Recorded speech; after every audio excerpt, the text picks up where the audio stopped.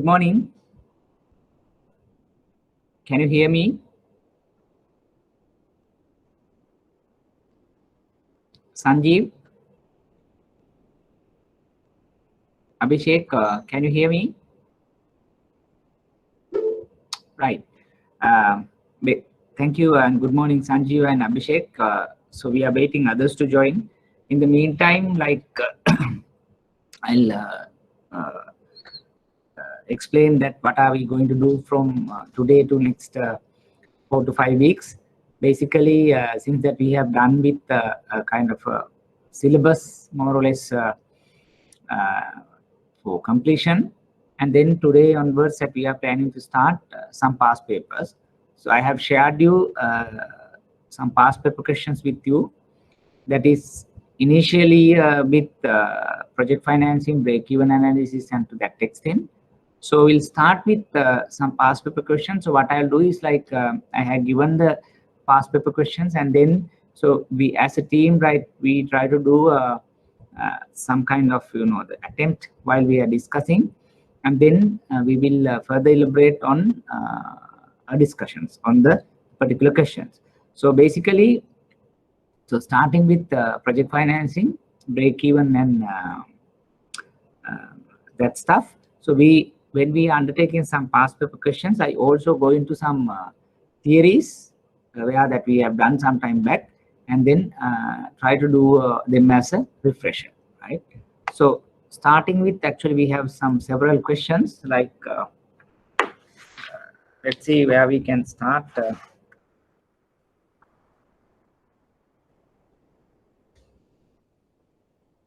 Right.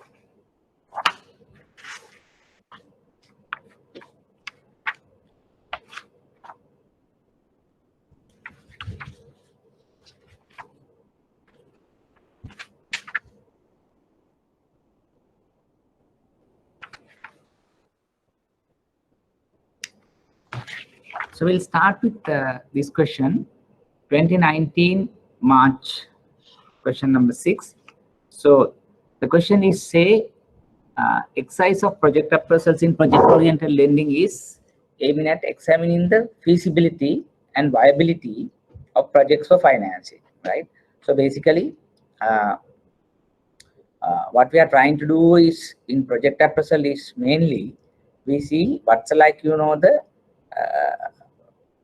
maybe technical and the financial feasibility, or rather we can say there are several feasibilities like financial, marketing, and management, technical, environmental, legal, so many things. But ultimately it comes down to say financial viability and operational feasibility. So under operational you can cluster all your technical and all those stuff, right? So that's what generally we do under project appraisal. Question 1, debt equity or financial leverage ratio in a project financing. That's what generally asks, right? Yeah, first question they ask is, what is the purpose of debt equity, right, or financial leverage analysis in a project? 1. Number 2, market appraisal examine the most important elements in generating revenue in a project. Briefly explain 5 of them. What's basically market appraisal is. Third, officer present hotel project with 100-room capacity in Kandy. What are the important elements in relation to technical feasibility of the project? So you know what the technical feasibility is, what is the checklist is, and then we need to link it to this hotel project. Fourth one, ESMS policy guidelines by many banks in Sri Lanka, environmental and social sustainable project-oriented lending. Discuss the areas that should be examined under the environmental analysis in a project, right? So now take this question. So this question is basically not only the core concepts that we learn during the class, because he wanted move to the next level where try to apply what we have learned. So the core could be like, say, when you say debt equity, it's what we have learned in the class. When you say the market appraisal, yes, it could be part of the things that we learned in the class. So first A and B part will be in the classroom, what we have learned. But C and D, question number 3 and 4 is basically those we learn the concepts in the classroom, and we need to take them beyond a next level to practical aspects of project lending. All right. Hope you have got the question correct. Right. Then start with the first one. So what do you understand by the debt equity or financial leverage in the analysis in a project? So what's the purpose of debt equity? Any thoughts?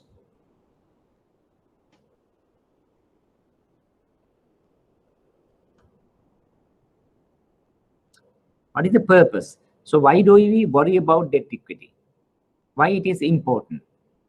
How it's a impact or the applicability of debt equity in the project financing? Those are the type of thinking that you need to have here. Any thoughts?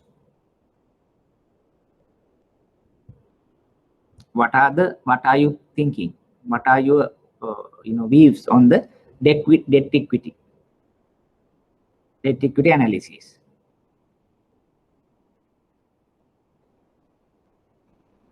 So you can think about when you say debt equity, who are the players in this scenario? There may be sponsor like the project owner, right? There may be a financial institution in the other way around, or there may be some investors come in between. Say, I am the kind of a sponsor with respect to a project, then I am dealing with the bank as well as some investors. So maybe 3 people together, or maybe obviously 2, like sponsor and the bank. So then think about how this debt equity is seen, perceived, is impacted by these 2 parties. Why the bank is worried about debt equity, why the investor like sponsor is worried about the debt equity, and what exactly the debt equity tells you. Those are the kind of the thinking behind this type of a question. Then you can think about answers. Any thoughts? Why the debt equity is important? Jayani, Abhishek, Dinushika, any thoughts?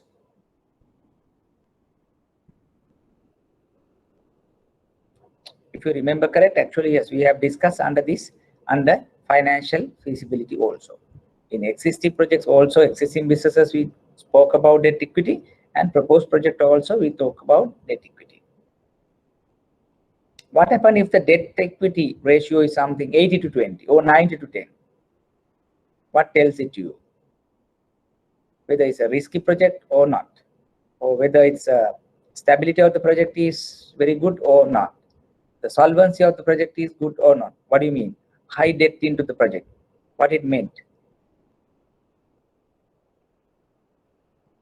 I need your answers, because from today onwards, it's not, I am telling, yes, Sanjay, it's a bad, right?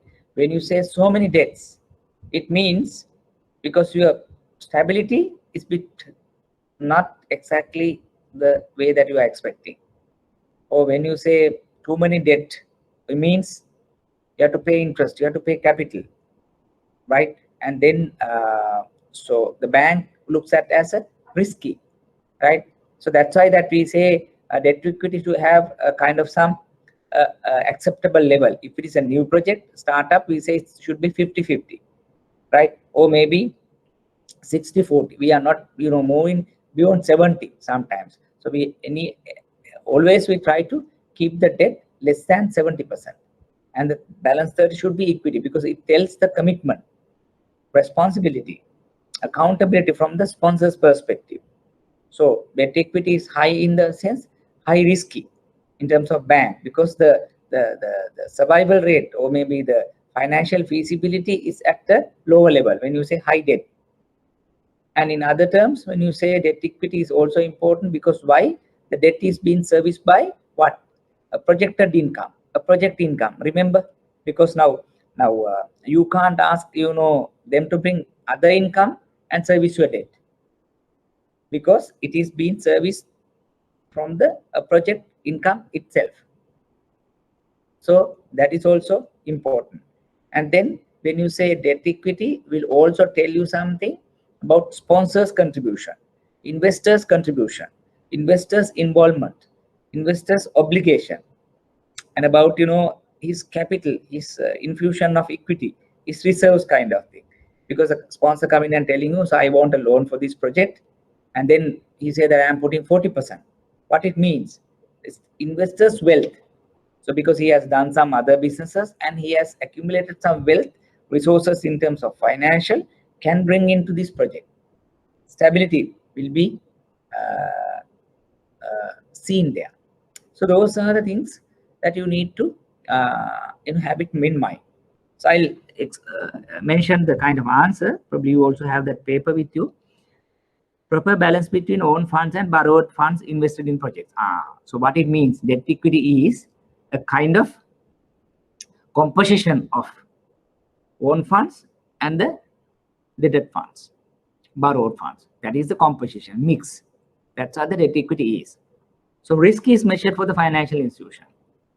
So risk is measured for, because debt equity is another terms to say that financial risk attached to the project. So higher debt equity means higher risk to the financial institution. So lower risk, lower debt equity is means to lower risk to the financial institution. Investors' interest in project in terms of capital and reserves. So how much the investor is involved, how much the investor is committed, to what extent investors obliged to run and continue with the project. So debt equity is high in the means investors' involvement, obligation, commitment is less because high debt. So you have borrowed from somebody else, including bank. Such borrowings could be serviced from the projected income generated. Very important part. When you say debt equity, when you see that debt equity is high, low, medium, means debt being serviced where through project income, through income generated from the project. So you need to have in mind, because now let's say if you are not breaking even, if you are not making adequate income or profit, cash flows out of the project, means you are unable to pay the debts. But if the debt is lower, then your headache is lower, because you mean your break even then come down. So you need not to have a bigger profits initially, because your debt component is lower. Solvency and sustainability. It says how solvent your business is, how sustainable your business is, how solid your project is. So those are the things that we need to mention in answering that type of a question. So debt equity. So what is debt equity? Why it is important to the bank? Why it is important to the investor? So what do you mean by the debt? Sorry, what happens if the debt equity is high, medium, or low? So how that the project, what's the project status? How sustainable? How solvent is? Because if the debt equity is very high, means because you have some feel about the project is not a solid, a stable, maybe solvent, right? So sustainable kind of thing. So that is the type of answer that you need to mention, where if you can mention like 4 points out of what I mentioned right now, you can get 5 marks. Not a difficult question, but you need to go a bit tough out of the box, where maybe debt equity we have learned what is debt equity ratio, and why debt equity is important, and all that we discussed. When come to the questions, you think differently. Who are the players? So what's the definition? Who are the players? Why it is important? What it means to you? What's the riskiness of this thing? So like that. So you have to bring different points as your answers. Right. Any questions? Any explanations? Any clarification you need on that question? Now you can speak up before moving to the next question. So we are discussing question number 6, 2019 March. This is about project financing, project appraisal, break-even analysis. On that line, actually, we are discussing. Any questions?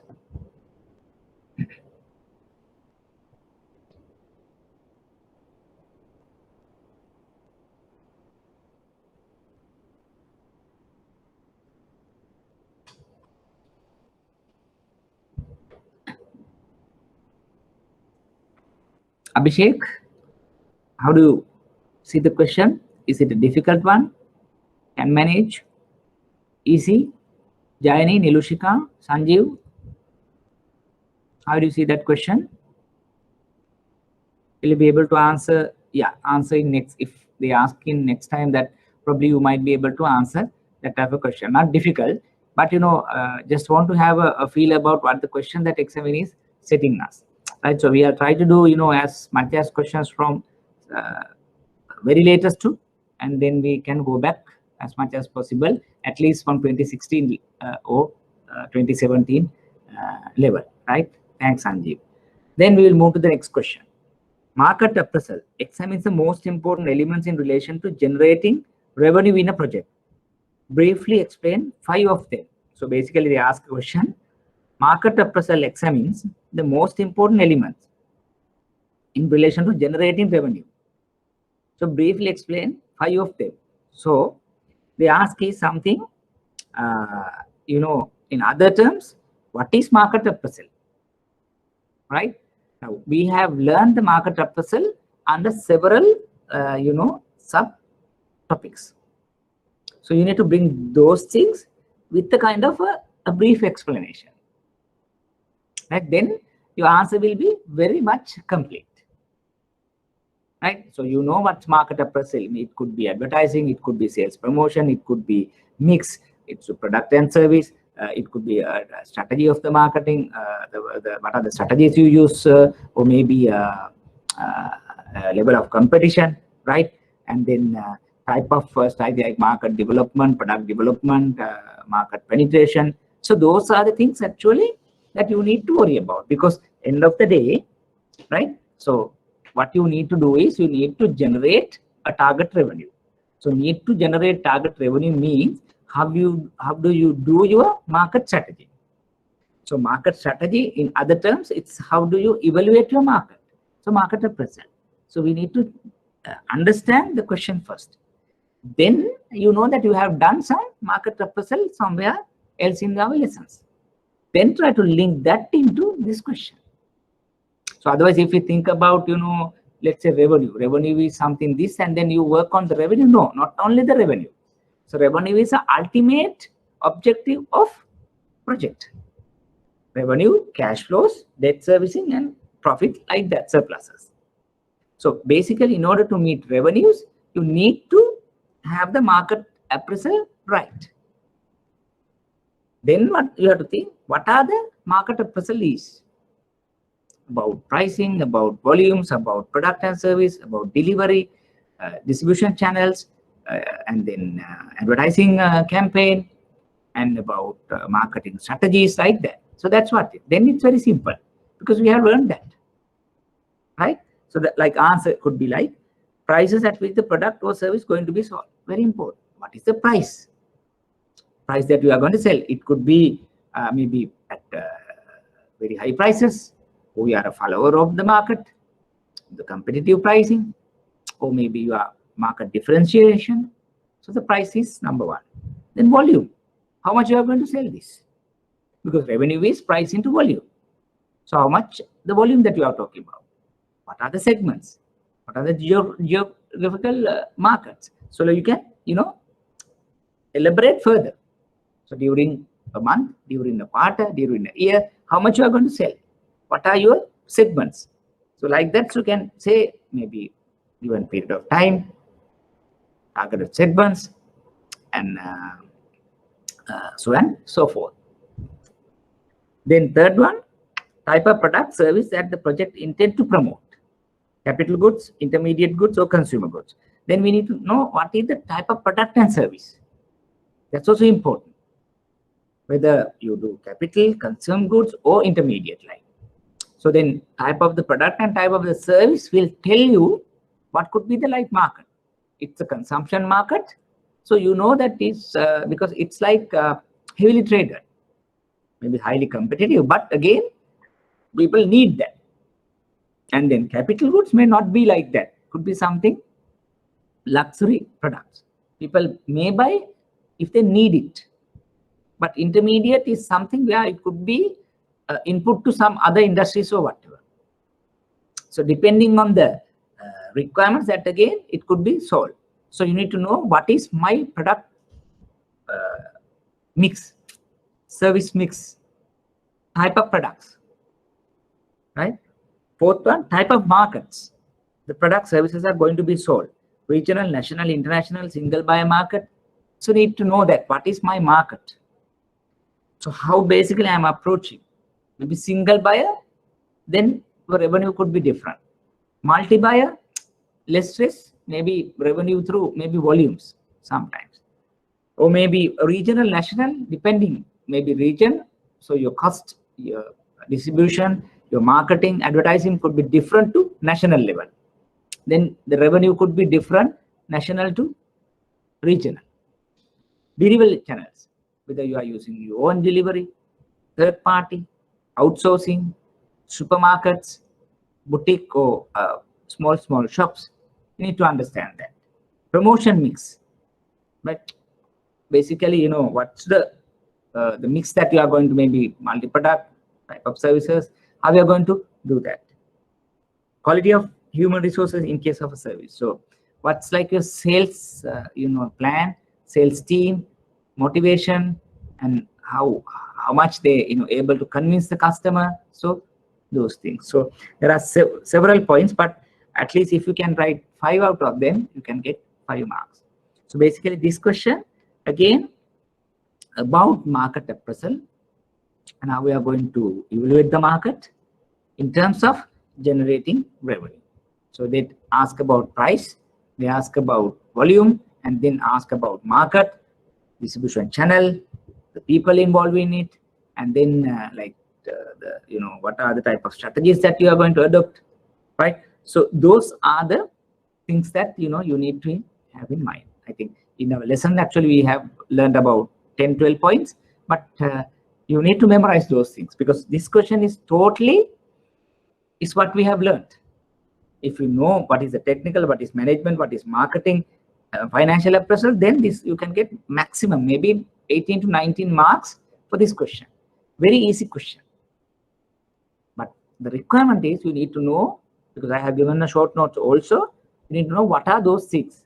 What are these 5 or 6 appraisal evaluation areas. And then you can come and write a short note. Or maybe 3-4 points. So 5 points mean 5 marks. Any questions?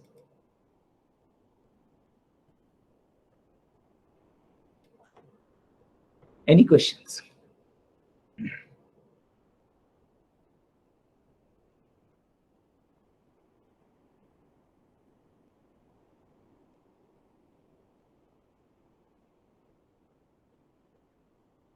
Any questions?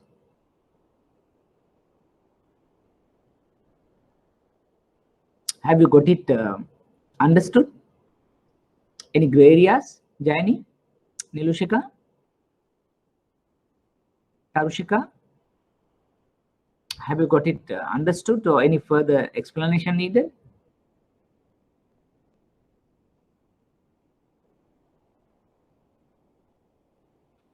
How do you think?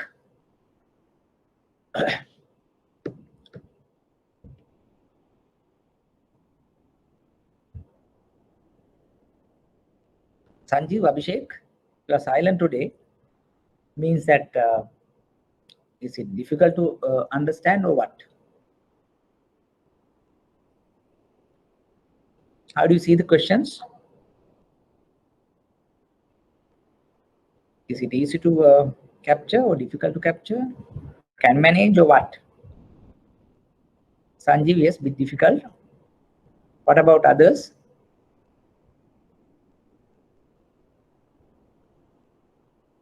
How others see it? Jayani, yes, difficult. What about Tilini? Abhishek, how do you see it? Yeah. So what do you mean? Like basically, starting actually we have discussed. First one is the debt equity. Second one is market appraisal. Right.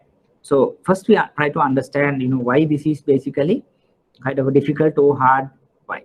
So the first thing that we need to understand, maybe today that the first time that we are doing, obviously you have some kind of issue in understanding that number one. Number two, so what if you have done some what you call reading on what we have done in the class. So if you assume that, say, you have done the and you have memorized the market appraisal, which we have done in the class, probably you might have not done at this point of time. So if you know the market appraisal we have done in the class, then what could be the position? Then what is your ability to understand this type of a question? Abhishek, then what will be the scenario? If you have done, let's say, market appraisal, say 6-7 points understood, memorized, when you get this type of question, then what could be the situation? Jayani, Sanjeev, then what could be the situation? I need to understand what's like the difficulty link. If you have exposed, if you have gone through the financial feasibility, yes, would be easier. I know, because today actually, though that we have mentioned that we are going to start the past papers, probably you might have not gone through in detail.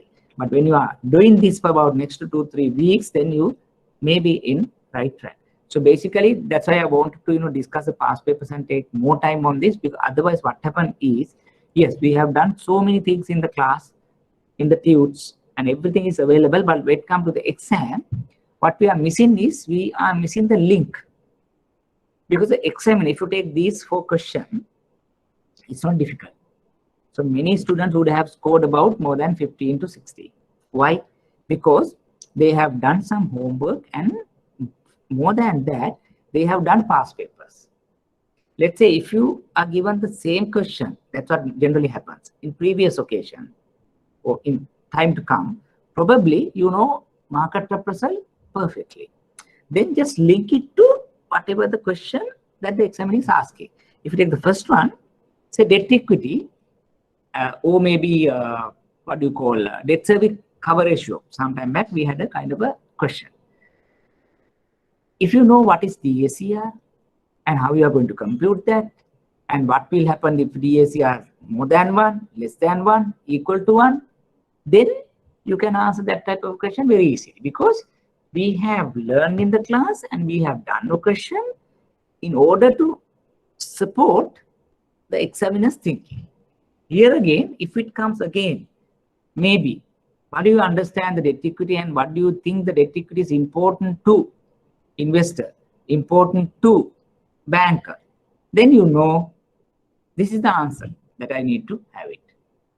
Say market appraisal, when you say price, volume, type of market, type of marketing strategy, delivery channel, promotion, express, and all that in our TO. But the missing part could be how we are going to link it.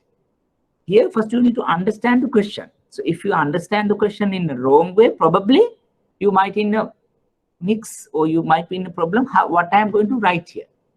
It says market appraisal examine most important elements in relation to generating revenue in a project. So it's just a statement. So briefly explain 5 of them. Whether I should write about revenue, whether I should write about something, revenue into cash flows kind of thing. So no, it is not. Basically, he's asking, market appraisal is basically deals with what? Generating income, generating revenue. That's what generating turnover. That is for the market appraisal.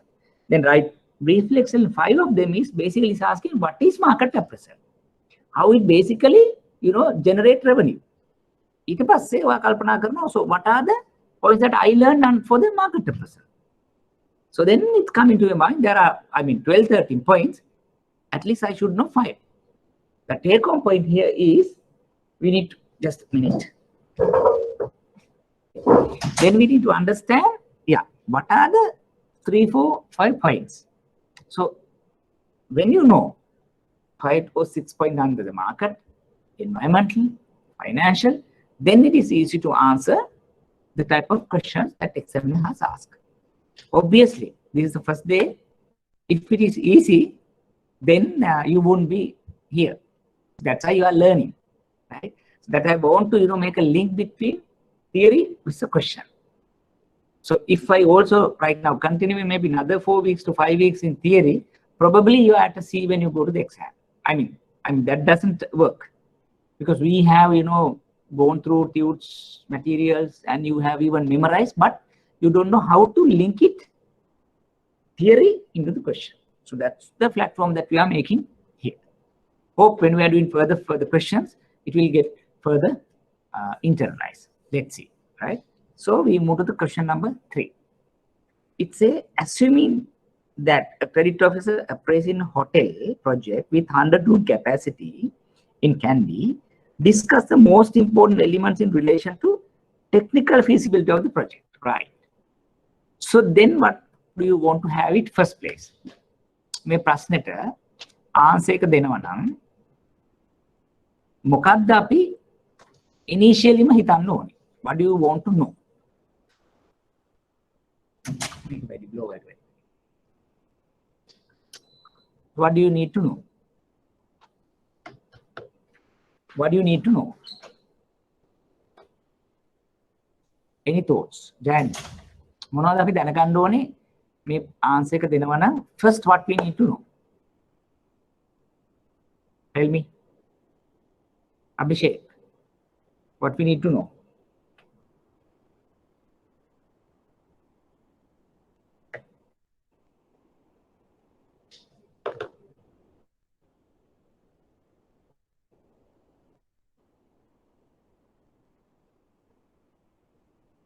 What we need to know? Yeah, current demand for hotel industry in Kandy. Yes, it's a good question, good answer. But before that, what we need to know? Before moving to the hotel, මොකද්ද මෙතන අපි දැනගන්න ඕනේ? So then it's easy to link. Jani, tell as you think, what should we know before we are attempting this question? What is the keyword here? Keyword. Tarushika, Sanjeev, what is the keyword in this question?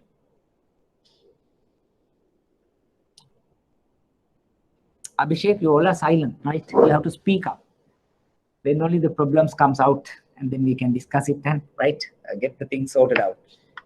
Otherwise, no point of, yeah. Feasibility. What feasibility? Technical feasibility. Great. Right. Then we need to know what is the technical feasibility. Then you go to your theory, take the notes out and see what the technical feasibility checklist are. It talks about maybe occupancy level. It talks about infrastructure, power, maybe talk about location, right, type of facilities available, staff level skills. So now how do you see it now? When you say technical feasibility, it is all about people, process, systems, right? All about those things in a project. The maker, it's a hotel now. Then you try to link it to the hotel. Now, good that you say current demand for hotel industry in Kandy. Sanjeev, but how do you see it? The current demand for hotel industry in Kandy is relevant to feasibility of technical, or is it to marketing? That is the point that I want to raise it. Like when you think about secondary matters, then we might be in a trouble. අපි start කරන්න ඕනේ technical feasibility එකේ අපි 10ක් විතර ඉගෙන ගත්ත points ඒවන් ටිකක් ගන්නවා. Then we link it to hotel project. When you say current demand, where it fits? Is it technical feasibility or is it what? මොකටද කියන්නේ? Marketing, right? So when you say marketing feasibility, then you think about demand, whatever the distribution, delivery mix, product service. So that's a market. When you come to technical feasibility, then think about a location. So approvals required, or maybe room capacity, room features, service levels of employees and all that, generator requirement, power requirement, infrastructure requirement, road. So all about how the hotel is going to be built and how do you see technical engineering perspective. You getting my point? If you see the answers like location. Location is one of the point under the technical. So it's a location should be attractive and accessible, right? So if it is 100-room hotel, then it's good in terms of, say, environment, maybe marketing, eye-catching and all that. So that's one thing. But what about the technical perspective? So accessibility, road frontage,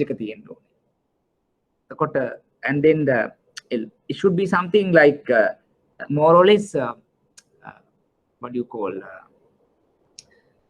friendly in terms of reaching. Location technical side, that's what the importance is. Then approvals from various agencies, including building plan and all that.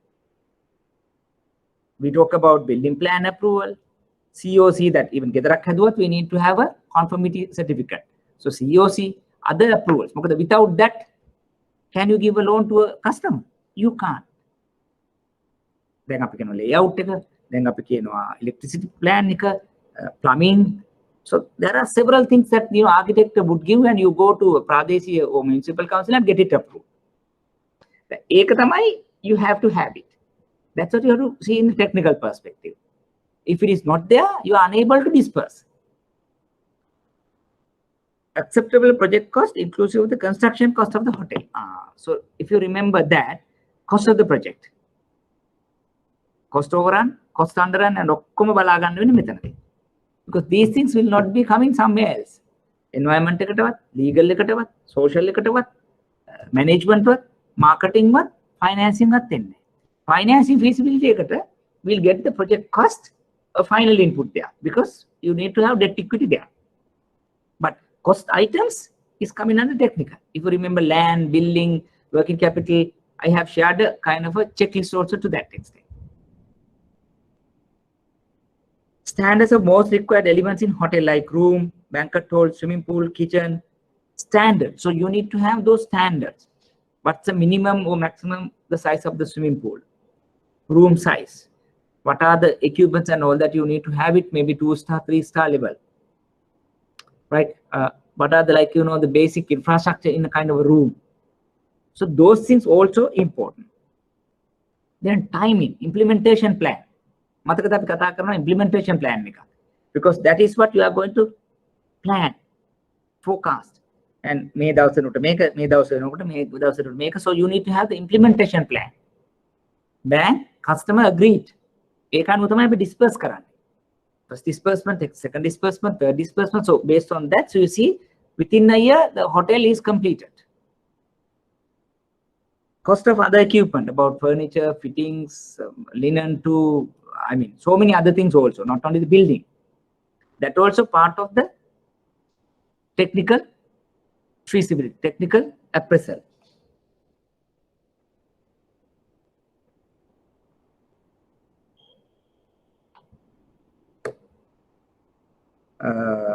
Power waste management, very important.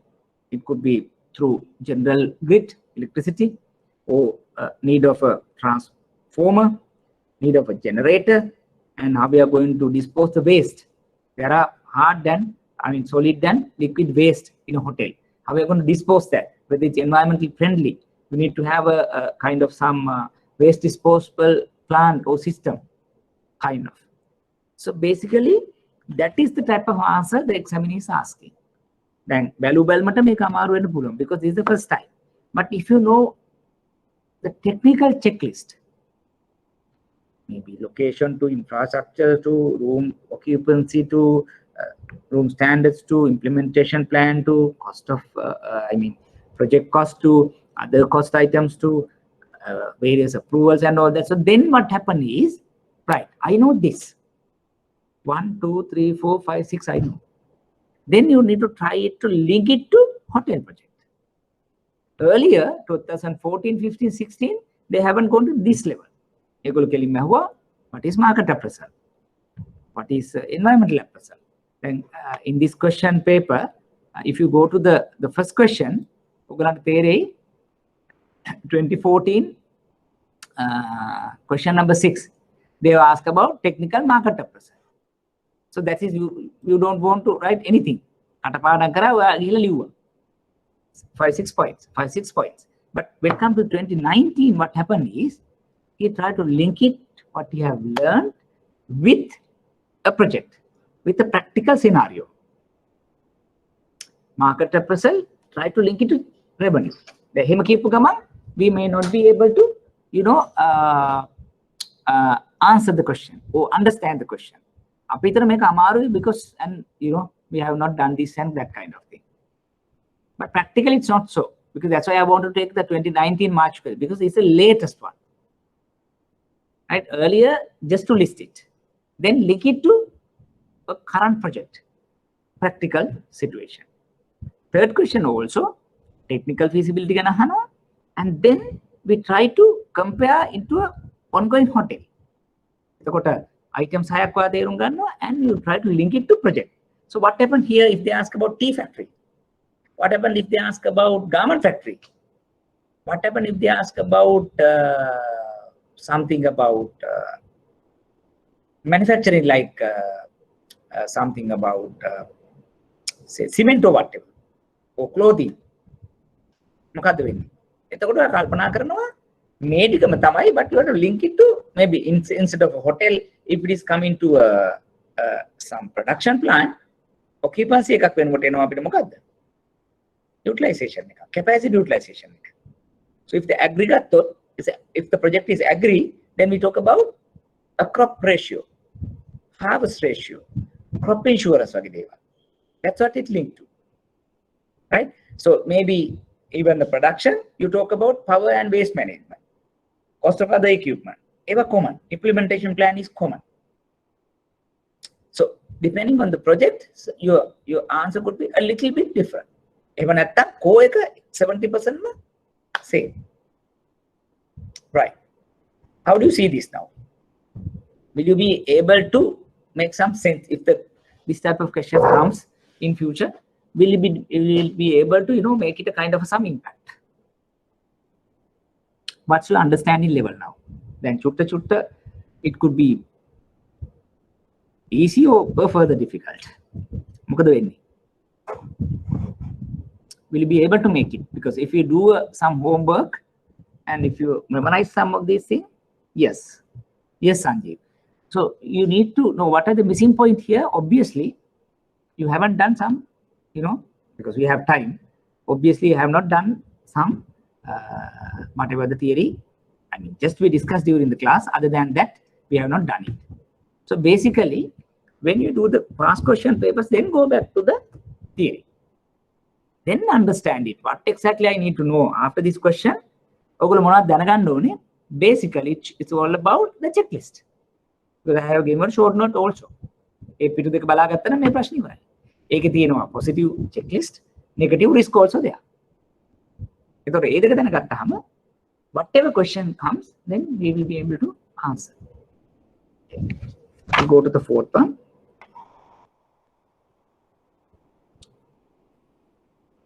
Environmental and social management system, right? Set of policy, because nothing much, but if you know the environmental appraisal and it is social appraisal, yes, you can write it. But this is, they are coming with ESMS, right? Policy guideline, many banks, Sri Lanka, promoting environment and social, should be examined under the environmental and CSA project. So he's now asking, what exactly you have to do when you understand the environmental appraisal in the project. Now we know marketing, management, financial, technical, social, legal, environmental as well. Exactly what we need to do in terms of environmental analysis, environmental feasibility. What are the environmental feasibility that we need to understand? So example, I'll go through this and then we'll discuss. Environmental examination should focus on issues related to damages to the environment, whereas social management examination should examine the damages to employees of the project or the company, right? So basically he gives the definition also. Environmental appraisal is basically you need to do the impact of the project towards the environment. When we are undertaking the project, what could be the impact to the environment? Excuse.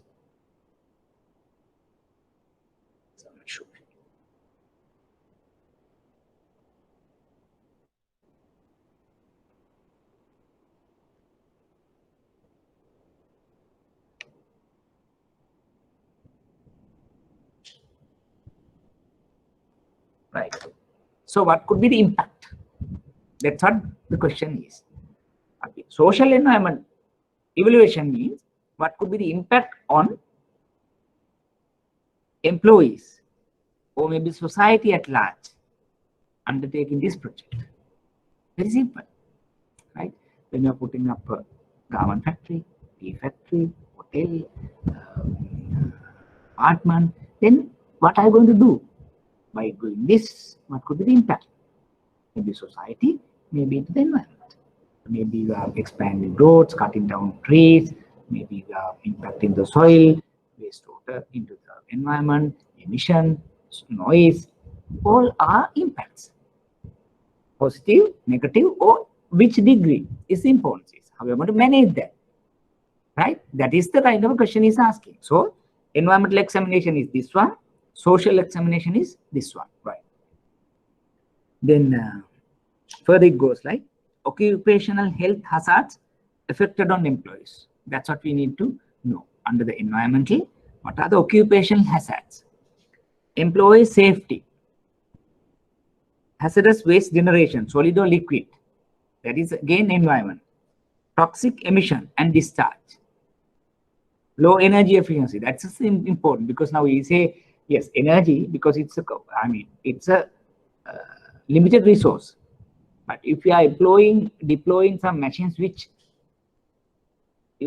require higher energy, or maybe the output is like low energy, then what a low energy efficiency means, it consumes a lot.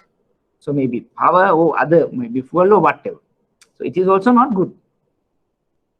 Production process leads to pollution. If you do undertake a production process, which could, the outcome could be some pollution. So let's say you have some garbages or whatever. So you are released to the air, water, soil, you have impact. High noise levels. Compliance with environmental standards like environmental protection license, Central Environment Authority's approval, like that. So those are the things that you need to be in mind. So basically it's a what are the environmental checklist. The may prashne මෙතෙන්ද ලියන්න කලින් ඔය environment checklist එකට ගියොත් මේ ටික ඔක්කොම තියෙනවා. Environmental approval, emissions, noise level, hazardous material, employee welfare, employee safety, and energy efficiency, energy levels, right? So if you know this, then you can link it here.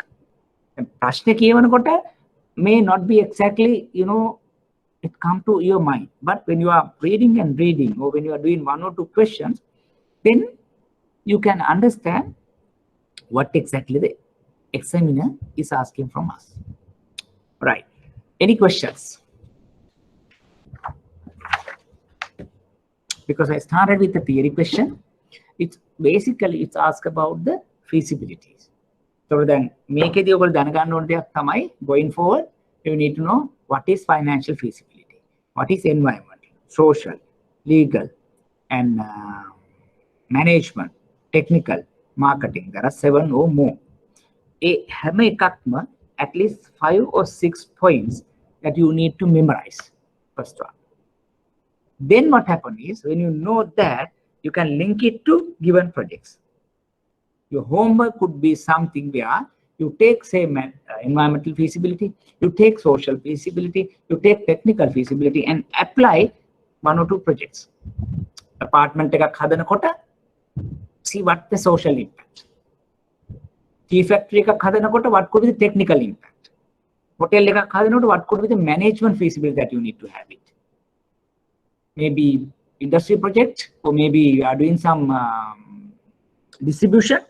What is the marketing impact, marketing feasibility? So try to do 1 or 2. Then it get internalized. Then if you get the same type of question, you know, you can get maximum marks out of it. Right. Any questions? Any questions? Any thoughts? Any question and any thoughts before moving to the next one? Now, how do you see at the end of the question? How do you see it? If you have done some studies, and if you have done some bit of perusing of notes, how do you see it? Will it be a very difficult question, or will it be a average or type of question that you would answer? When you get that type of question, would you be able to answer next time? Would you be able to select the type of that question that we have done? How do you see it? Katuri and Jayani, Abhishek, what do you think? Will you be able to manage it if it comes next time? Sanjeev, how do you see it?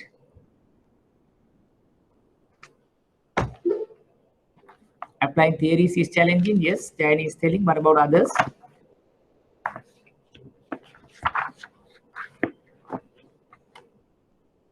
How do you, the others see it?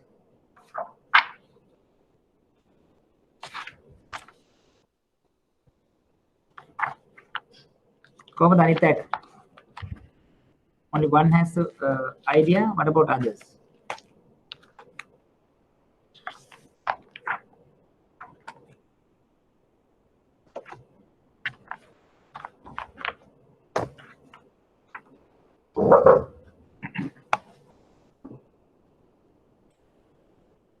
Applied theory is challenging for Jayani. Now the way of answering has been comfortable even after discussion. Must refer notes and do practice. Yes. Yes, Jayani, like coming back to your question is, yes, applied theory is challenging means actually this is the first time we are doing. Obviously, it's a challenge for you. Not only for me also. If I am taking the question first time, I obviously see that how I am going to link the theory I learned and the question. Right? So that's why basically I wanted to, you know, do much time with you on past papers. When you do past paper question, then you can understand, right, what exactly the examiner's feel, examiner's expectations. Then we try to, excuse me,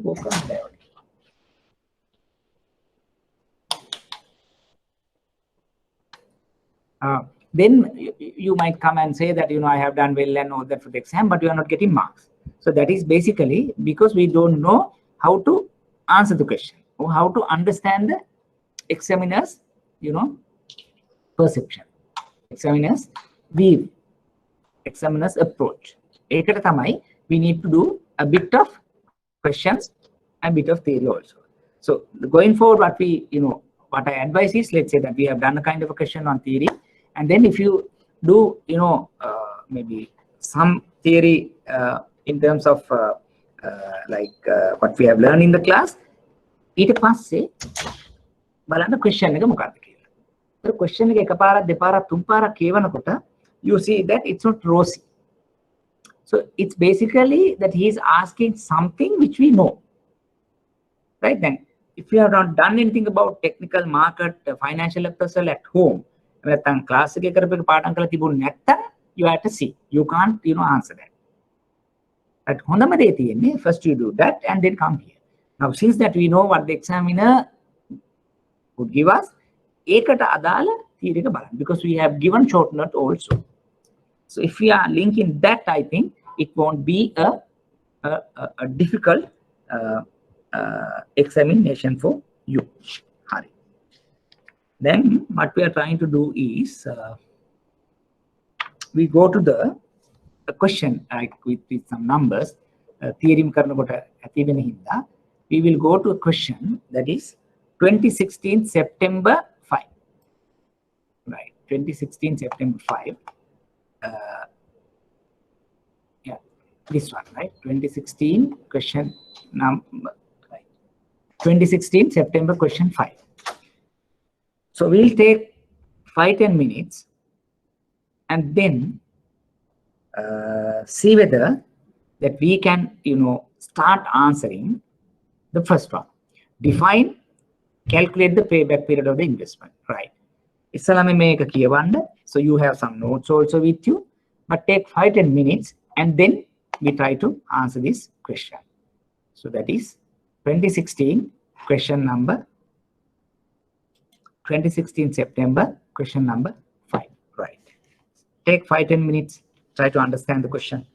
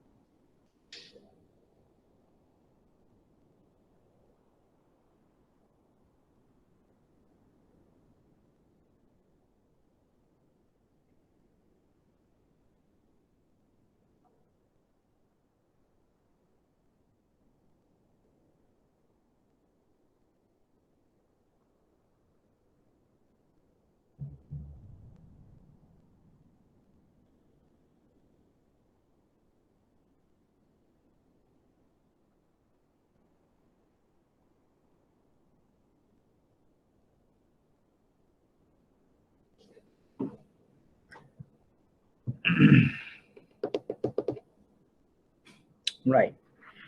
So the first one is define payback and then calculate the payback. Right. So what do you want to know? Payback definition anyway may not be difficult because if you study it, you can write it. So then come into the payback computation. What we need to know? What is the payback? Payback is what? What is the payback?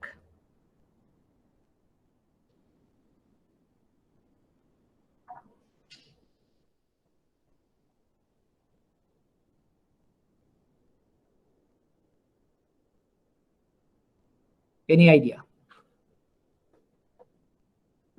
Jani, Abhishek, Mataka Hatiyata, as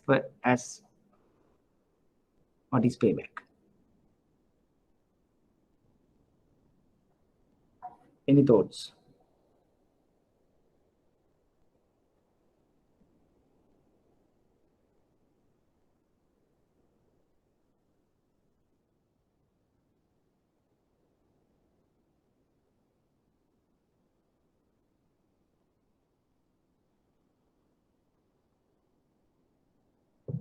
What is payback?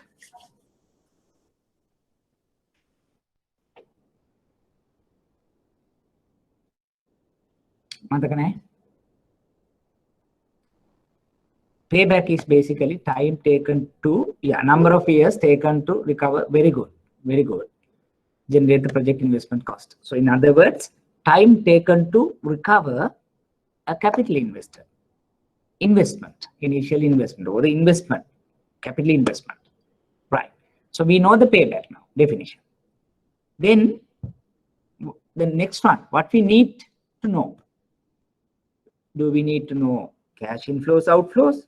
Do we need to know profitability? What do you need to know there? What we need to know? They basically mention several points here. මොනවද අපි දැනගන්න ඕනේ?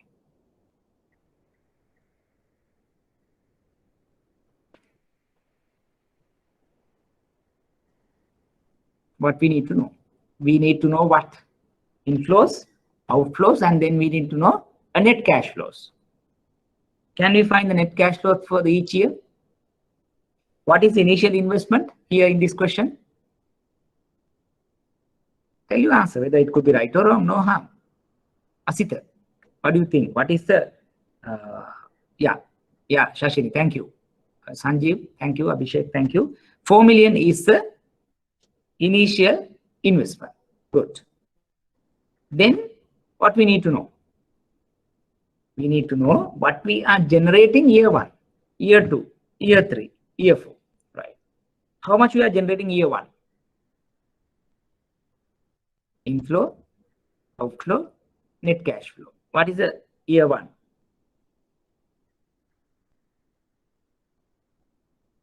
What is the year 1? 1.7. Yes, it's the income. Shashini, anything that is going away on the year 1? Have they spoken about any? Yes, 200,000. So the net cash flow could be something 1.5. Year 1. Then what about year 2? Net cash flow is 2.3 is inflow, 300,000 is going out, so 2 million. Third year, 1.9. Fourth year, 1.6. Right. Thank you, Asita. So you have everything now. So let's say year 0, it's 4 million going out. Year 1, you have this one. Year 2, this much. Year 3, this much. Year 4. Then what we need to know? At which point initial investment, capital investment is recovered. Api take a year 2 plus කියන්නත් පුළුවන්. නැත්නම් generally you can say third year, fourth year කියන්නත් පුළුවන්. So what is the year that you are recovering this 4 million?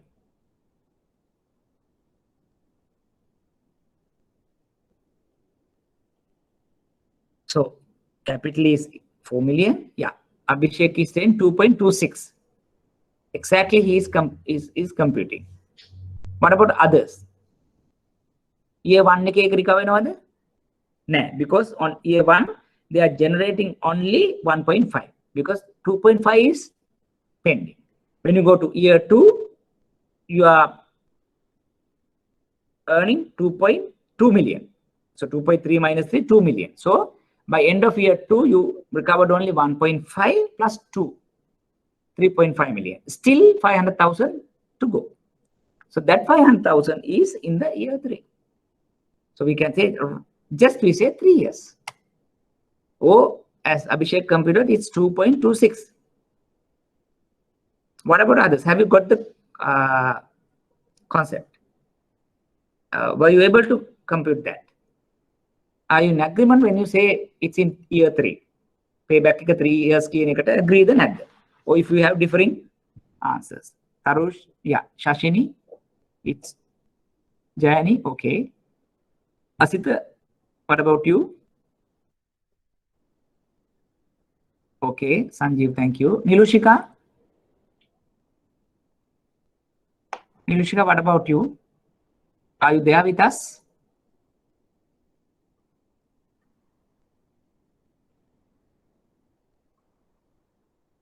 So presume that you are with us. If you do have any questions, please let me know. Right. So basically, the question is not difficult. Only thing is, if we know and if we have done some theory and some question, then you can easily do this. So this is the first time actually you are doing. So probably you have some queries. And with that, I mean, when you go to the next question about payback, you can easily do this. So you can get 5 marks now. Here, only thing is they ask about what is payback definition. It's time taken to recover capital investment in the project. Simple as that. Then you go to the question and you list it. What is our outflows? Initial investment. It's a 4 million. When can I recover that? For that, you need to have net cash flows. Cash flows with right. Here, discounted cash flows with never. It just take the cash flow. Year 1, the year 2, the year 3, the year 4.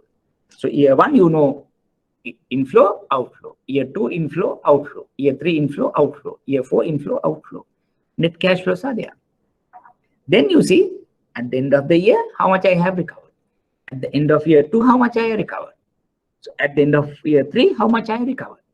So if you see that end of year 2 that I have not, 500,000 to go, but end of year 3, I have recovered that and there is a surplus also. So obviously, third year is my payment. That's it. Or that, like Abhishek did, you can exactly say 500,000 within this. In the third year, you are getting 1.9 million. 2.3 minus 300, yes. Third year, how much you are? 2.3 minus 400, 1.7. Is that total cash flow in year 3, net cash flow. So that means 500,000 to be recovered in 1.7 million. So you can also mention as a portion, a fraction. You can do it too. You can just say it's 3 years. That's fine. Right. Hope that you are there, and we see next question, that is define, calculate the NPV. So there we have been given a discounting factor, discounting rate at 12%. Year 1, year 2, year 3, year 4. You know, year 0 discounting factor is always 1, and year 1, year 2, year 3, year 4 has been given. Now see whether, now you know cash flows for each year, and discounting factors also given here. Then the next column is cash flow into discounting factor, and you have discounted cash flows, and calculate the discounting cash flows and see whether it's NPV positive or NPV negative. So you have discounted cash flows. When you add up, if it's a positive, you say discounted cash flows are positive, NPV is positive. It's negative, we say negative. So take 5 minutes again with you, and then try to come up with answers, and we will discuss it in the after you attempted the question. So take 5 minutes and do it. Right.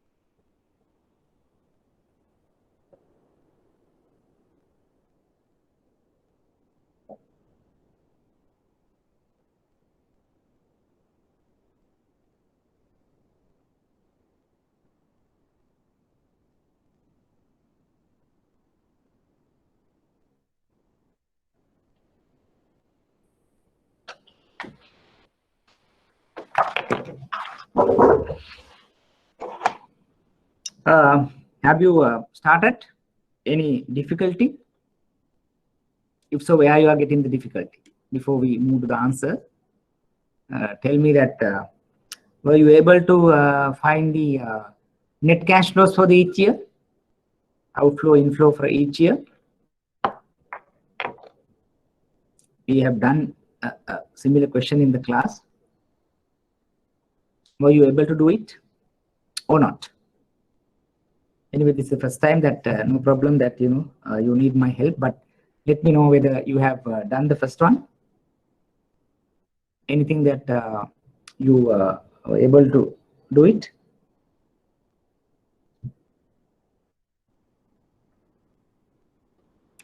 Right. So we will anyway discuss, so that will be easy for you.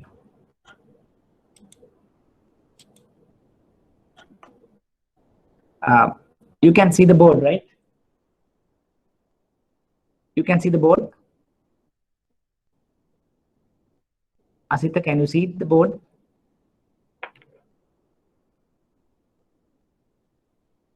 Right. So I'll explain.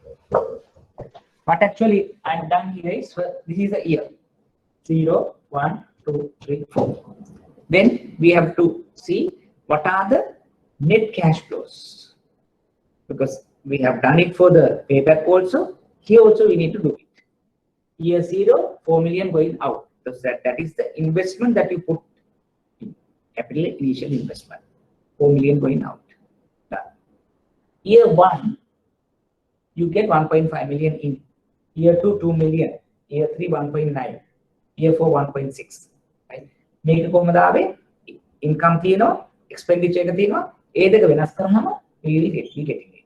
So this is okay. This is okay. See, the third column is okay with you. Any question? අපි ඊළඟ එකට යන්න කලින් මට කියන්න.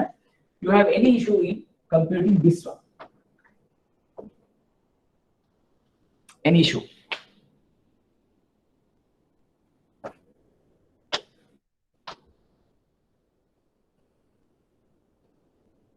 Right.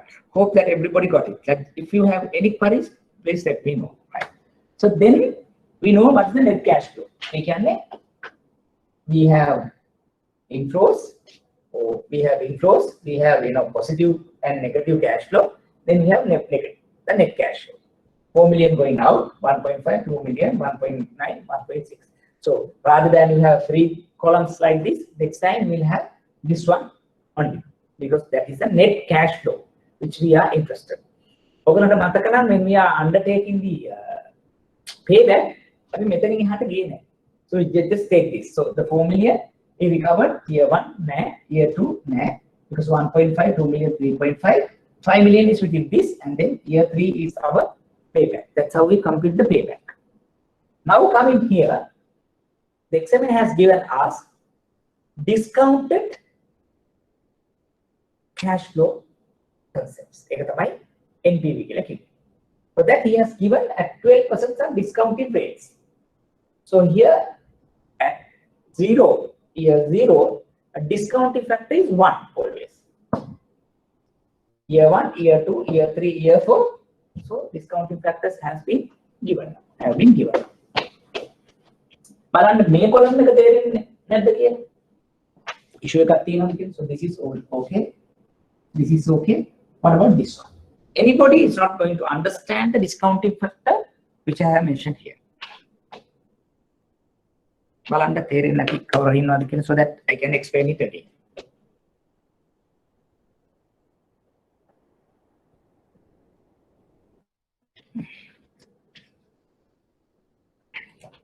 Right, Jayani was telling it's not to understand. What about others?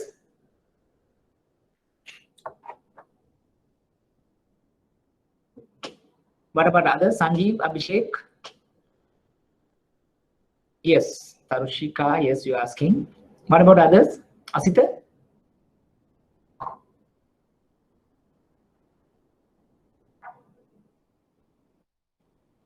Sanjeev, Abhishek? Did you get it or?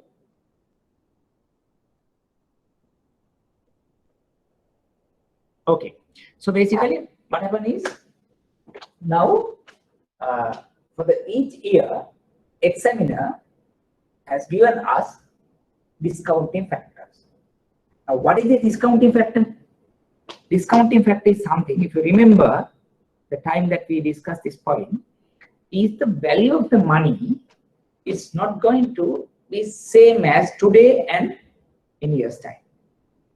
If you say I have 100 rupees today, after 1 year's time, this 100 will have exact value.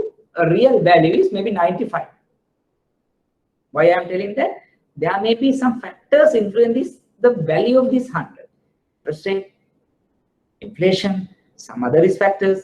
එතකොට අද මට රුපියල් 100කින් කරන්න පුළුවන් එක අවුරුද්දක් ගියාම 95ක් තමයි මට ඒ 100කින් කරන්න පුළුවන්. ඒක වෙන්නේ this discounting concept. So having kept that in your mind, now examine අපිට කියලා තියෙනවා, yes, we have done the net cash flows with us. හැබැයි the promoter, sponsor wanted a 12% return on this project. We have taken that as a discounting factor, and based on that, he has given some discounting factors for each year. Then make explain. If you have 100 rupees today, the value of 100 rupees is 100 into 1. CI. That's the person is value of the CI. Going to say year 1, 893, right? Right. But it means if you have 100 today, and after 1 year, then value will be 89 rupees. This 12% discounting. I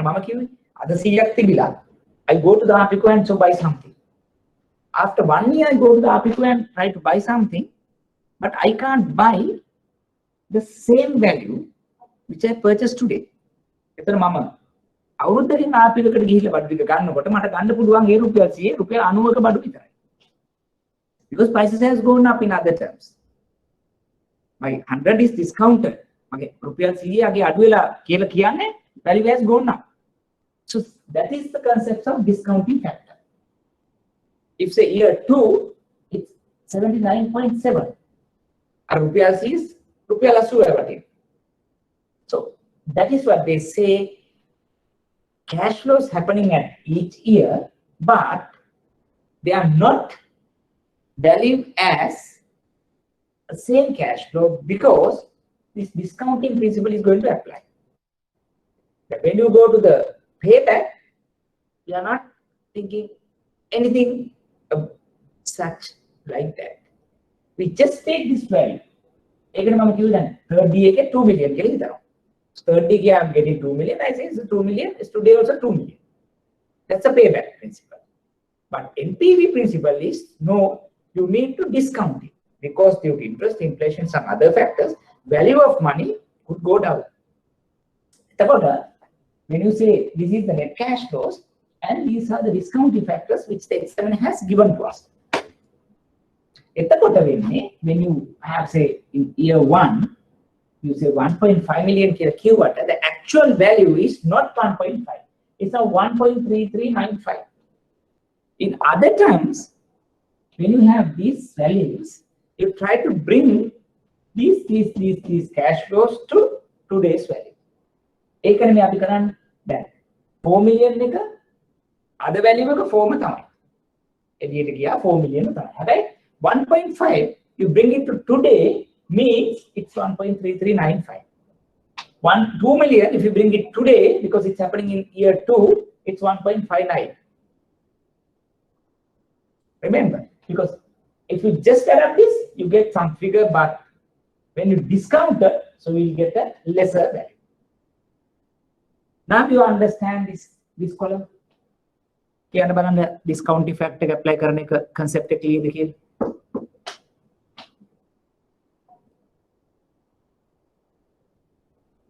Sanjeev, yes, you got it. What about Tarushika? What about Jayani? What about Abhishek?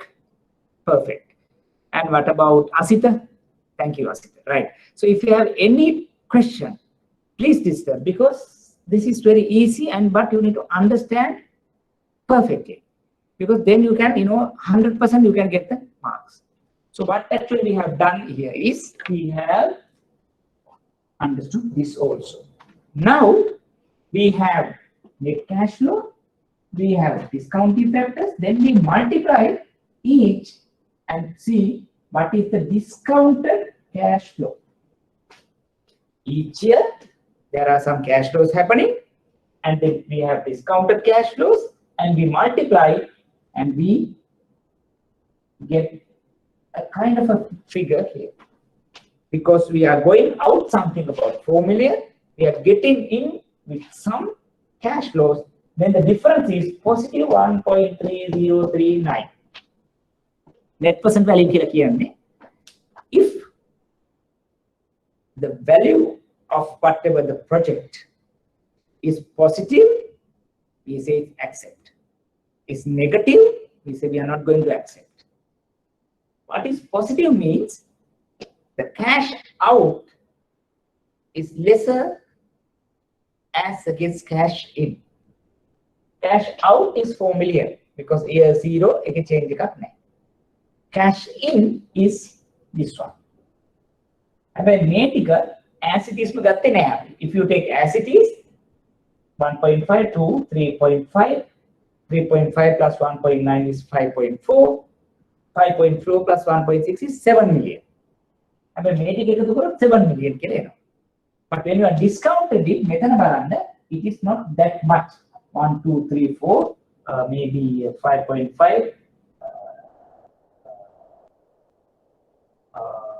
4.8, 5.2 or 5.5 වගේ තමයි එතන තියෙන්නේ. ඇයි? Because it has been discounted. This has been discounted using these discounting factors. That is the difference. Payback එකේදී අපි නිකන් මේක මිලියන 7යි කියලා හිතන්නේ.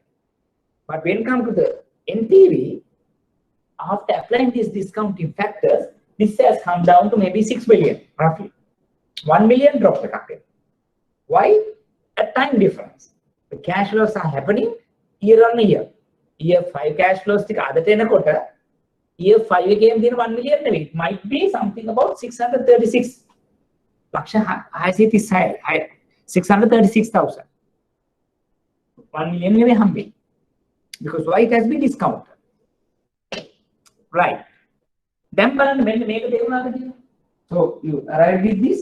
This is what the NPV is. Have you got that?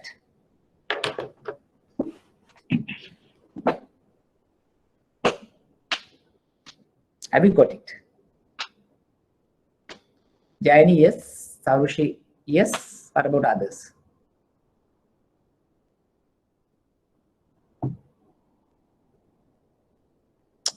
Fine. Very good.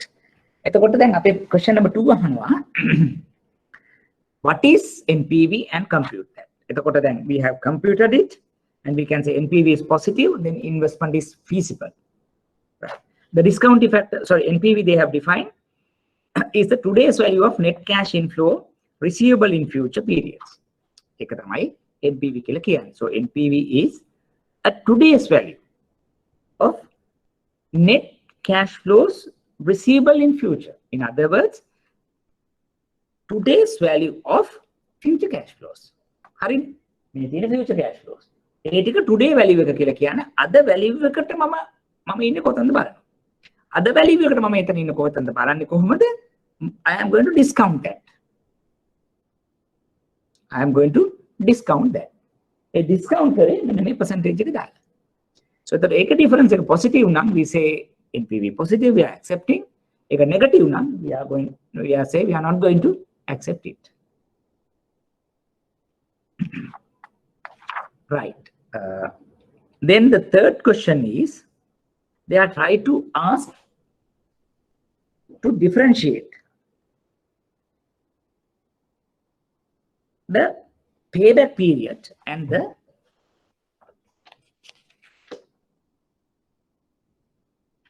briefly explain the drawbacks or weakness in the payback and NPV in investment approach. That's the question number 3.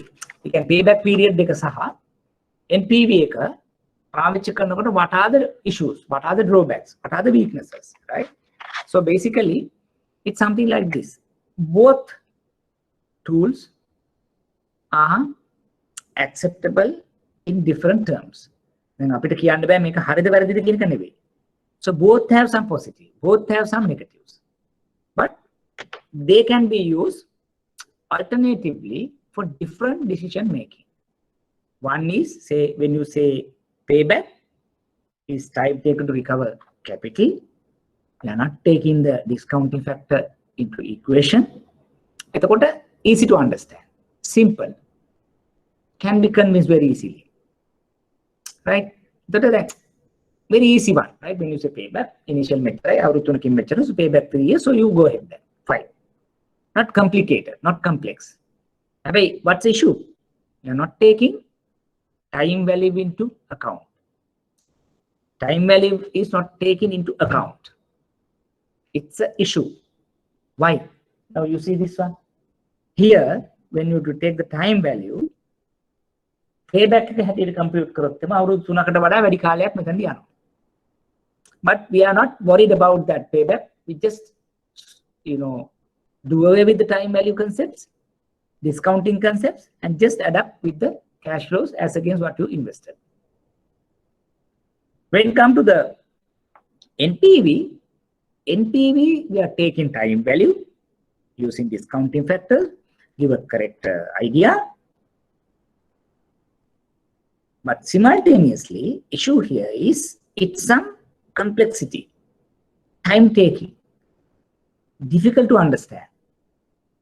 It's not easy to be understood by the layman. Those are the problems, right? So some drawbacks, payback ekata thiyena, NPV ekata thiyena. But all and all, what we have to tell is both gives alternative views, different views depending on the situation. Make a narakai, make hondai kiyanna puluwan. But payback also gives you some points to understand the situation, understand the project outcome, and NPV as well. That is what we need to mention there. Right. Before moving to the fourth question, any thoughts, difficulty, further clarification? I can move to the last part.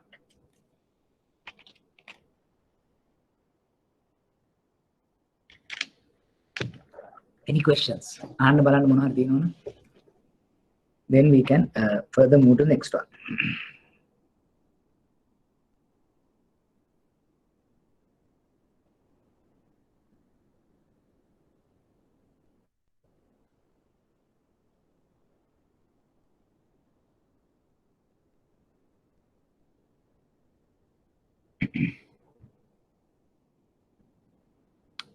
Jayani, Asita, Karushi, have you got it understood? Clear?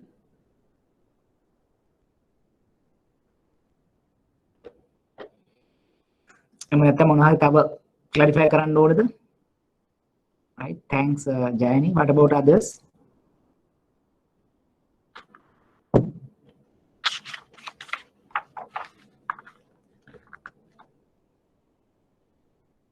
Okay, thank you. Then we are trying to understand the last part, that is the internal rate of return, IRR. If you remember correct, so IRR is where NPV is becoming 0. Where NPV is becoming 0 is our IRR, right?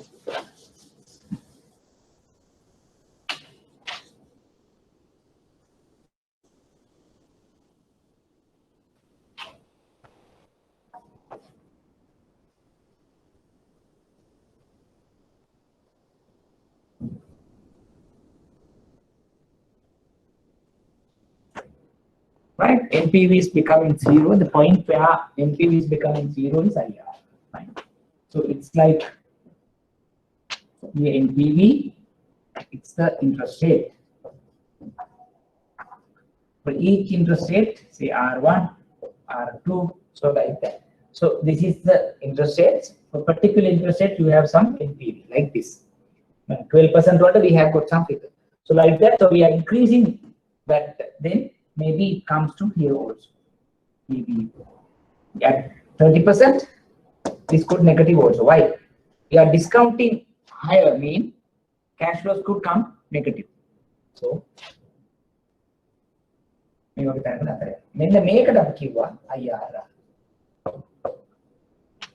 where the interest rate where NPV becomes 0 is IRR.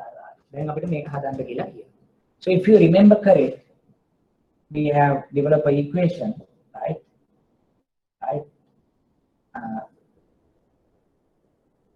This is Y1, Y2. This is something say R1 or R2. So this is R. We have done the equation here. If you remember that equation, it's something say R1 plus IRR is R1 plus NPV1 is a Y1 into that is R2 minus R1, that is R2 minus R1, and Y1 plus Y2. Y1 plus Y2. Oh, basically it comes as Y1, yeah, Y1 plus Y2. So that is this one and this one is Y1 plus Y2, and R1, R2 minus R1 is this is R2, this is R1, and this is that means this difference. R2 minus R1 is this one. This is all together it's coming as Y1 plus Y2. Right? This distance, and then we know R1, we know this one, we know this one, we know this one, we know this one, we know this one, this one, and then you get the IRR. Look at my equation. So basically it says there are two interest rates we are using, R1 and R2. At one interest rate, NPV positive, and another interest rate, NPV negative. Omega kara matagada.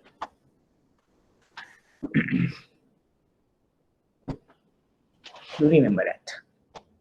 Right. Then what we need to know? We need to find R1 and R2. We need to find R1 and R2. Right? So basically, since that we have answer here that I am reproducing that. So if not, we have R1 now. We have computed it for part 2. R1 12%.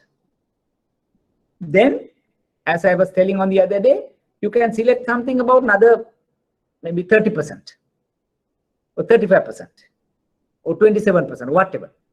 A copy, hitala, assume karala, you find another R2. What is the requirement? We need to assume some interest rates where NPV should negative.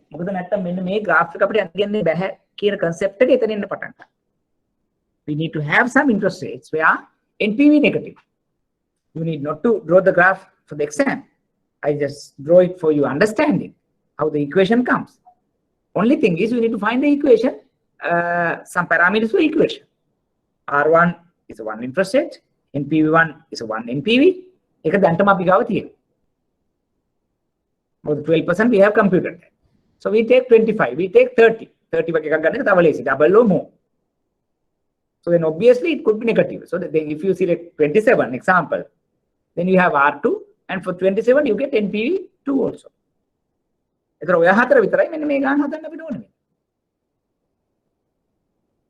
Right, since that examiner has done it here, I will reproduce. Right.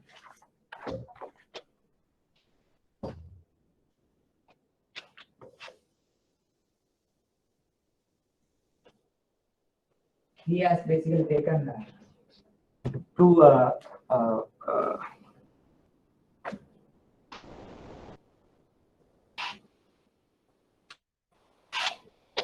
here 0, 1, 2, 3, 4. So his net cash flow is basically -4 for this one, and 1.5, 2, 1.9, 1.6.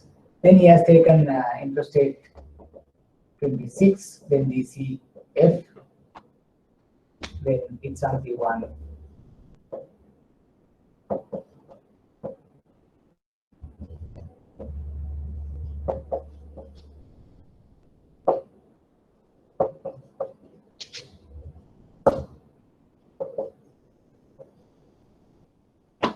Then DC discounting factor at 26%. Yes, coming up with minus.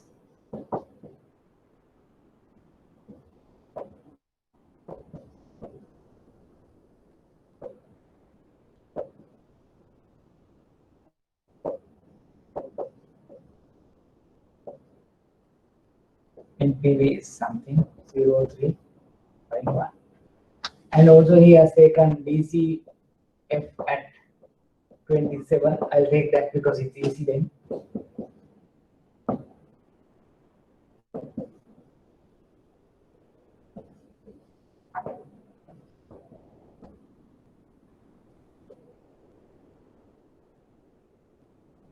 Seven, 9, 3, 7.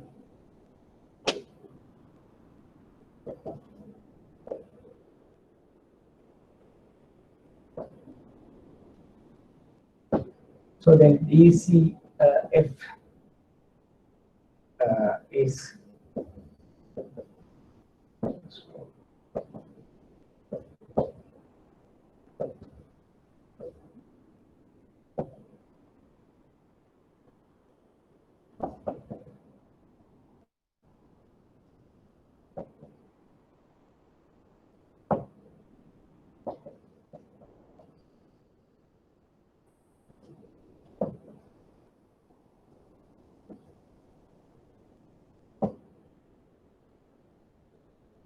if we take A, B, C, D, E, F, F column is basically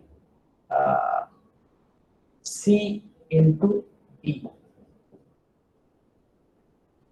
C into E. D is basically, sorry, B into E. And then D is B into C. B වැඩි කිරීම C එකෙන් මේකේ නෝ F එකේ නෝ B වැඩි කිරීම E. Then you have negative එකක් තියෙනවා positive එකක් තියෙනවා. See, you understand that? I have done basically just to reproduce what XM has given, because he has taken 26 and 20% interest rates. We can select, I mean, different thing, because you have 12 here and you can select 30 here. Then you anyway you get positive and negative NPV. බලන්න එක තේරෙනවද කියලා?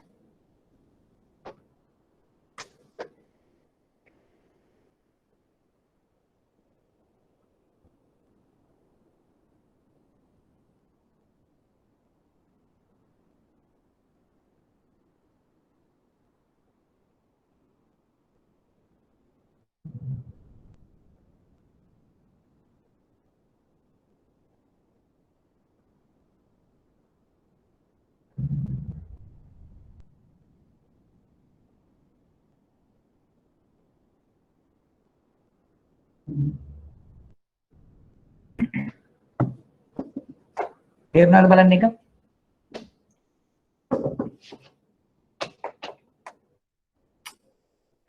What we have done here is we have selected two interest rates, 26 and 20% in this scenario, because XM has given the answer, so that's why I have used it. Otherwise we could have used some two interest rates, but the requirement is one should give positive NPV, one should give negative NPV.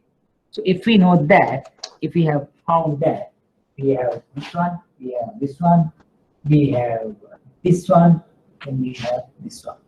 This is basically R2, this is, sorry, this is basically R2, this is basically R1, this is basically NPV1, this is NPV2.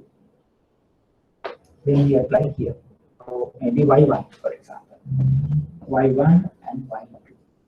So that apply here, but only thing is here, we take The y2, we are taking positive value only, not the negative value. Here, then IRR is basically R1 is basically 26 plus R2 minus R1 is 27 minus 26 divided by y1 is 0.0351 plus 0.0363. Because we take only positive value here. Say R end up with 26.5.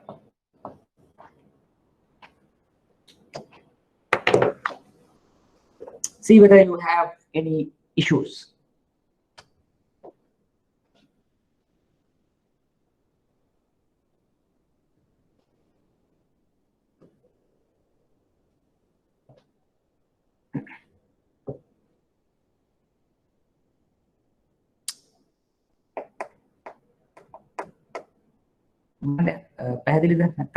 We need further clarification. We will do some more question next week also, but first get this concept right.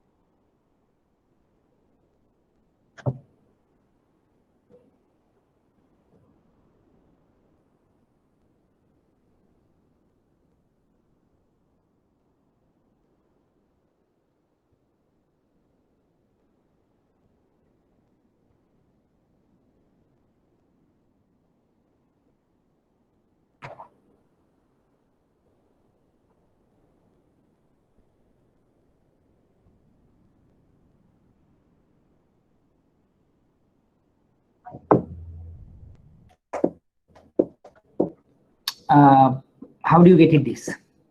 Sanjeev, Abhishek, Asitam?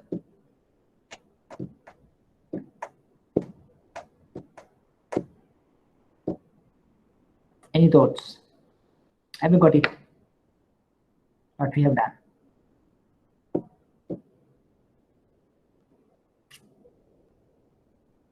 Any issues here? Jan, you asking, can we decide? Yes, Jan, yes, we can. So like instead of 26 and 27, I have used basically the, in suggested answers it was there, so that's why I use it. If not, we can take maybe 12% we have already done, or we can think about 2 times, maybe 30% or whatever. All right, Sanjeev, yes, your point is correct. That I will explain that. So here we have taken R2 and what answer got is negative 0.363. But when come to here, you take y1 and y2, right? If you take this triangle, this is y1, this is y2. We need to take absolute value. So in order to absolute value, you disregard this negative. Then you take 0, this is 1.0351, and here we say this absolute I mean minus with this absolute, it is positive. This is not 0.0363 is the answer. It's not 1 point something. It is 0.036. That is the negative NPV, but we are taking here as the absolute value. Here we are taking same as this y1 or NPV1, which is positive. So we come in here, and that is this one, and this one.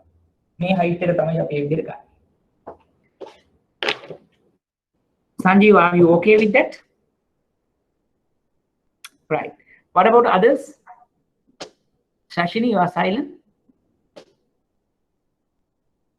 And Abhishek, are you there?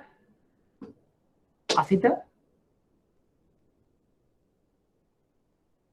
How do you see this?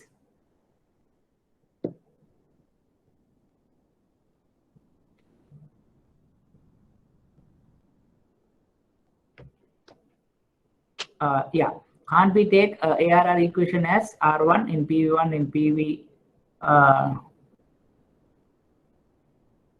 Yes, you can take. In PV, basically, I have done same thing, I suppose. Sorry. I have missed that. Here, it should be something Y1, that is 0, 3, 5, 1. You are very sorry. NPV1 should be there. NPV1, this R2 minus R1, this is NPV1 minus NPV2. When you say NPV1 minus NPV2, minus plus have the same answer. No harm. I just want to take this to absolute value. Here means negative is some positive. You say NPV1 minus NPV2 is basically this, anyway, this becomes plus. No issue, Abhishek. What about others? Asita?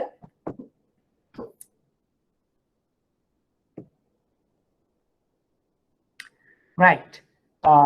So basically, what we have done here today is something about some initiative about NPV and payback and IRR computation. So we will continue the same, maybe another 2-3 questions next week also. So I think since that we have started these concepts, you can try maybe 1 or 2 questions at home also, and then coming back next week with more questions, so that more explanation, so that everybody can do a kind of a better job. So any other thoughts on today's session and what we could do better in next week? So please let me know so that I can be prepared, so that we can have a better session next time. Any thoughts? What are the gray areas and what are the extensions that you need to do?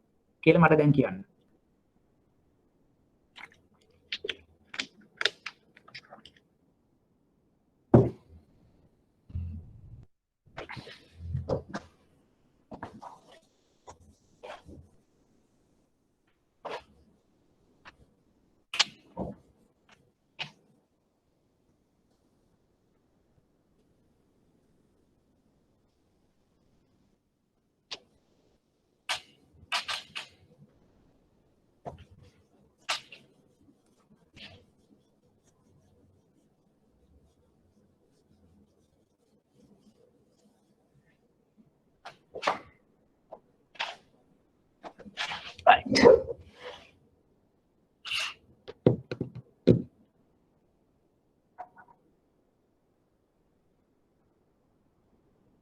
Yes, Abhishek. When they say payback, it's basically, it's almost every time we just do it. No discounted cash flows. But if they ask about discounted cash flows, discounted payback, yes, you can use that, the discounted payback. Otherwise, it's a regular payback period. Can we do this kind of, I did get you, Tarushi. Yes. You mean to say another question next week, right? Is that what you mean, Tarushi?